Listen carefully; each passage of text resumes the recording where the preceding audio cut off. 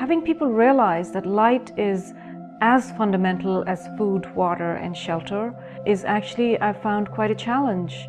Because over here you flip a switch and you have light, and people don't realize how difficult it is for communities around the world.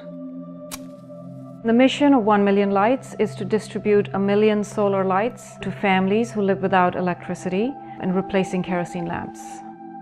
There are 1.3 billion people who live without electricity in this world. We come across many stories related to the ills and the problems that come with kerosene, including breathing and respiratory issues, primarily in children and older people.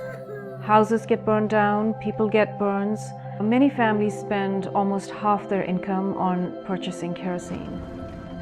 Many of these regions are very remote and they're completely off the grid, they're off any infrastructure, and governments actually have no plans to take infrastructure there because it's not cost effective. So solar is such a natural fit for that kind of a situation. Our biggest challenge is actually getting the lights from the source, having them shipped, transported, taken through customs, and then delivered to some of these remote areas. One of the regions we've been focused on is the Maasai region in Africa, in Kenya and Tanzania. We've worked with partners to install full panels on health centers so women can give birth at night and have light, community halls where the group, the village can come together, or schools as well. The benefits of solar are so multifaceted. First of all, it's a renewable resource.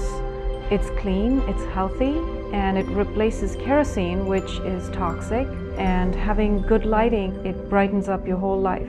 This little light of mine, I'm gonna let it shine. This little light of mine, I'm gonna let it shine. This little light of mine, I'm gonna let it shine, let it shine, let it shine, let it shine.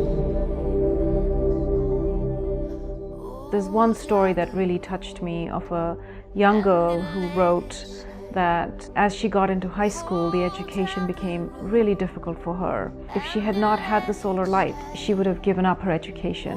But because of the light, she continued to study and was able to get through school. Let it shine.